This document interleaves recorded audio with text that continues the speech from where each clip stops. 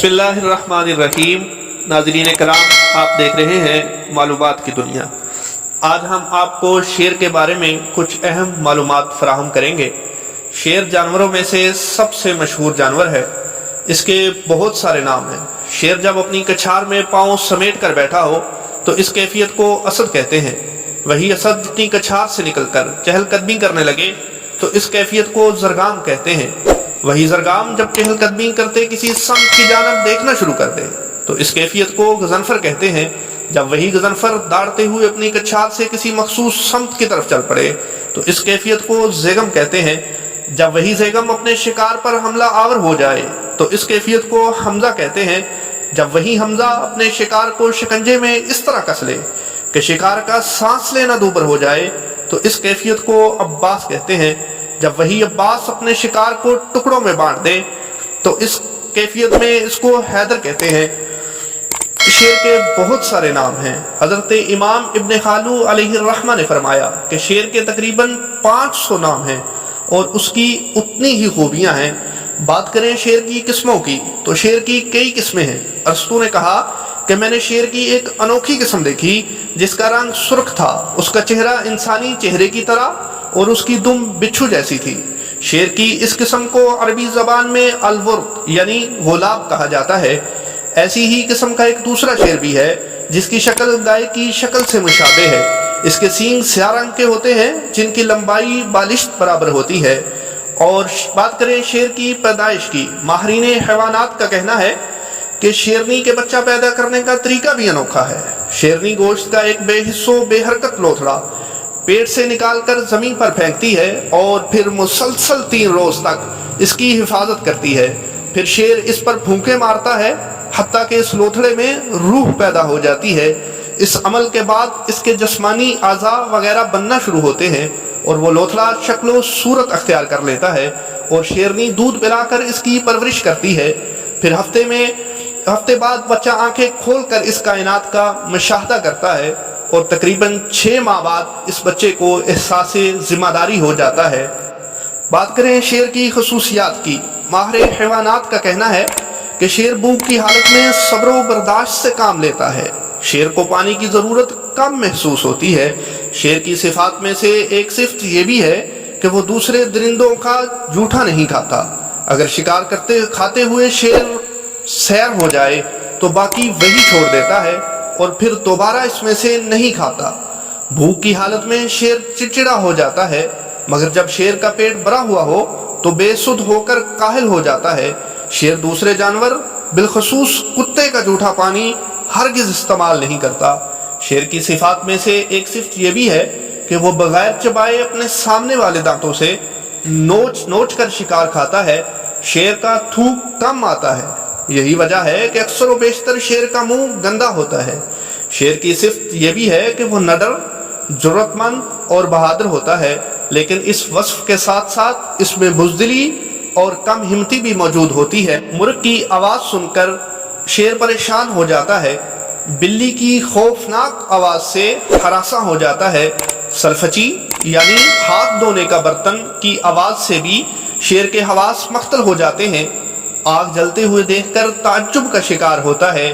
شیر کی پکڑ بہت سخت ہوتی ہے، اسے کسی بھی جانور سے محبت نہیں ہوتی کیونکہ دوسرے جانوروں کو اس قابل ہی نہیں سمجھتا کہ وہ جانور اس پر جوابی حملہ کر سکیں گے۔ شیر کی کھال کو اگر کسی چیز پر رکھ دیا جائے تو اس چیز کے بال رفتہ رفتہ جڑنا شروع ہو جاتے ہیں۔ شیر اگر کوشش کر کے بھی حائضہ عورت کے پاس جانا چاہے تو نہیں جا پاتا۔ شیر پر ہمیشہ بخار غالب رہتا ہے، اس کی عمر بہت طویل ہوتی ہے۔ شیر کے ضعیف یعنی بوڑھا ہونے کی علامت یہ ہے کہ اس کے دانت گرنا شروع ہو جاتے ہیں۔ شیر کے خوف سے محفوظ رہنے کے لیے حضرت علی رضی اللہ عنہ نے حضرت ابن عباس رضی اللہ عنہما سے فرمایا کہ اگر کبھی تم ایسی جگہ موجود ہو جہاں شیر کے حملے کا خوف ہو تو اس دعا کا ورد کرو۔ دعا یہ ہے، بسم اللہ الرحمن الرحیم، اعوذ بالدانیال وبالجب من شر الاسد۔ اور شیر کے حرام ہونے کے حوالہ سے حضور اکرم صلی اللہ علیہ وآلہ وسلم کا فرمان علی شان بخاری و مسلم میں موجود ہے۔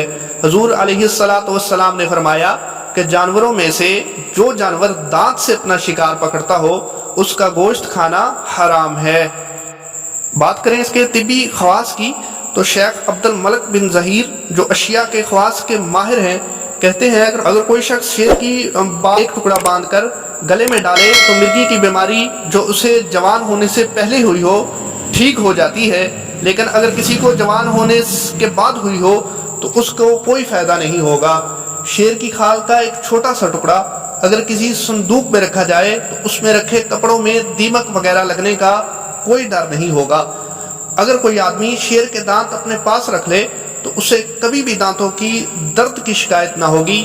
اگر ہاتھوں اور پاؤں میں شیر کی چربی کی مالش کی جائے تو سردی کا احساس نہیں ہوتا، اور اگر پورے جسم پر شیر کی چربی سے مالش کی جائے تو جوؤں وغیرہ کا کوئی خوف نہیں رہتا۔ ہرمز کا کہنا ہے کہ شیر کی کھال پر بیٹھنے سے بواسیر، گنٹھیا یعنی پاؤں کا درد اور انگوٹھے وغیرہ کا درد جیسی بیماریاں ختم ہو جاتی ہیں۔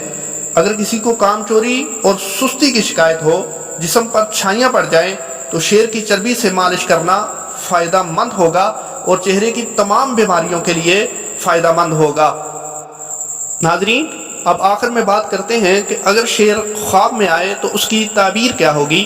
علامہ محمد بن سیرین علیہ الرحمہ نے بیان فرمایا کہ اگر خواب میں کسی نے یہ دیکھا کہ شیر اس کے مقابل آ گیا اور وہ شیر سے دور دوڑ رہا ہے تو اس کی تعبیر یہ ہوگی کہ شیر کو دیکھنے والا ہمہ وقت بخار کی لپیٹ میں ہوگا یا پھر جیل میں قیدی کی زندگی گزارے گا۔ وہ اس لیے کہ بخار مسلمانوں کے لیے قید خانہ ہے، لیکن کبھی کبھار ایسا بھی ہوتا ہے کہ اس طرح کے خواب کی تعبیر کسی مرض میں مبتلا ہونے کی دی جاتی ہے۔ خواب میں اگر کسی نے یہ دیکھا کہ اس کے پاس شیر کے بال، گوشت یا شیر کی ہڈیاں ہیں تو اس کی تعبیر یہ ہوگی کہ اسے کسی حاکم یا کسی دشمن سے دولت نصیب ہوگی۔ اگر کسی نے یہ خواب دیکھا کہ وہ شیر پر سواری کر رہا ہے مگر اسے ڈر بھی لگ رہا ہے تو اس کی تعبیر یہ ہوگی کہ وہ انسان کسی دکھ، پریشانی یا پھر آزمائش میں مبتلا ہوگا، لیکن اگر سواری کرنے والے کو ڈر محسوس نہیں ہوگا تو اس کی تعبیر یہ ہوگی کہ اسے دشمن پر غلبہ نصیب ہوگا۔ اگر کسی نے خواب میں ایسا دیکھا کہ وہ شیر کے سنگ بغیر کسی ڈر کے لیٹا ہوا ہے تو اللہ پاک دشمن سے اس کی حفاظت فرمائے گا۔ اگر کسی شخص کو خواب میں یہ نظر آیا کہ وہ شیر کا سر کھا رہا ہے تو اس کی تعبیر یہ ہوگی کہ وہ اسے کسی ملک کی بادشاہت کا موقع ملے گا۔ کسی شخص کو خواب میں یہ دکھائی دے کہ وہ شیر کو چرا رہا ہے تو اس کی تعبیر یہ ہوگی کہ وہ کسی ظالم حکمران کے ساتھ بھائی چارہ کرے گا۔ اگر شیر خواب میں داڑتا ہوا نظر آئے تو کسی حاکم سے ڈانٹ ڈپٹ کا اندیشہ ہوگا۔ اگر کسی کو خواب میں شیر اپنی خوشامد کرتا دکھائی دے تو اس کی تعبیر یہ ہوگی کہ اس سے کچھ انوکھے کام سر انجام ہوں گے، بلکہ اکثر اوقات اس کی یہ تعبیر بھی ہو سکتی ہے کہ اسے دشمنوں پر فتح حاصل ہوگی۔ واللہ اعلم ورسولہ۔ ناظرین، اگر آپ کو ہماری یہ ویڈیو اچھی لگی تو چینل کو سبسکرائب کریں اور ویڈیو کو لائک اور شیئر کریں۔ شکریہ۔